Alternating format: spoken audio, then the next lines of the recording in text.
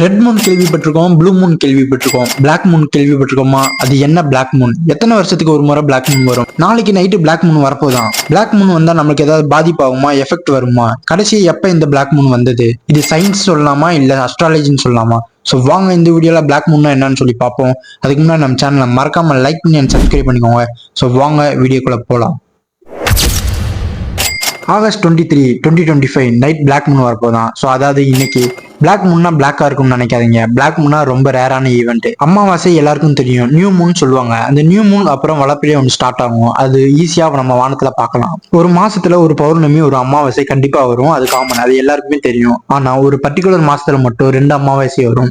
So அதுதான் black Moon. So friends, இன்னும் உங்களுக்கு புரியுற மாதிரி சொல்லணும்னா, ஒரு மாசத்துல ஒரு அமாவாசை வரும், ஒரு நியூ மூன். அதாவது ஒரு பர்டிகுலர் வருஷத்துல மட்டும் 2 அமாவாசை வரும் ஒரு மாசத்துல. அது 2வது அமாவாசை தான் பிளாக் மூன் சொல்லுவாங்க. அந்த பிளாக் மூன் ஒரு குறிப்பிட்ட வருஷத்துல மட்டும்தான் வரும். அது ரொம்ப ரேரான மொமெண்ட். ஸோ ஃப்ரெண்ட்ஸ், இப்போ உங்களுக்கு புரிஞ்சிருக்கும்னு நினைக்கிறேன். சரி, கடைசி இந்த 2 தடவை பிளாக் மூன் எந்தெந்த வருஷத்துல வந்திருக்குன்னு சொல்லி பார்ப்போம். 2019 ஜூலை 31ஆம் தேதி இந்த பிளாக் மூன் வந்திருக்கு. அந்த மாசத்துல 2 அமாவாசை வந்திருக்கு. அதாவது ஜூலை 2ஆம் தேதி ஒன்று, ஜூலை 31ஆம் தேதி ஒன்று.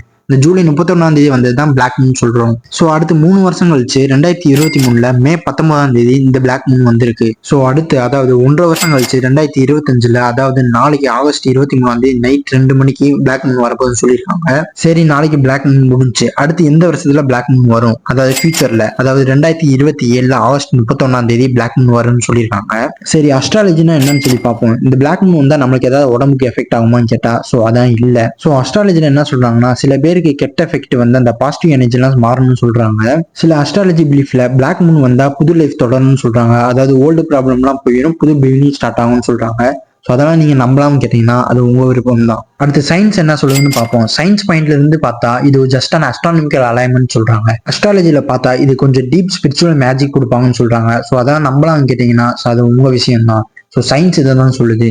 பிளாக் மூன்னா என்ன? ஸோ அடுத்து பிளாக் மூன் எப்படி உருவாச்சு? அமாவாசைக்கு நைட்டு நிலா தெரியாது. பிகாஸ் நிலா பூமிக்கும் சூரியனுக்கும் நடுவில் இருக்கும். அந்த சூரியன்ல இருந்து வர லைட் ஃபேஸ் நிலா மேலேயும் தெரியும், அட் த சேம் டைம் பூமி மேலும் தெரியும். டே டைம்ல தான் நிலா வந்து ஸ்கைல தெரியும். ஆனா லைட் ஃபேஸ் அடிக்கிறதுனால நம்ம நிலாவை பார்க்க முடியாது.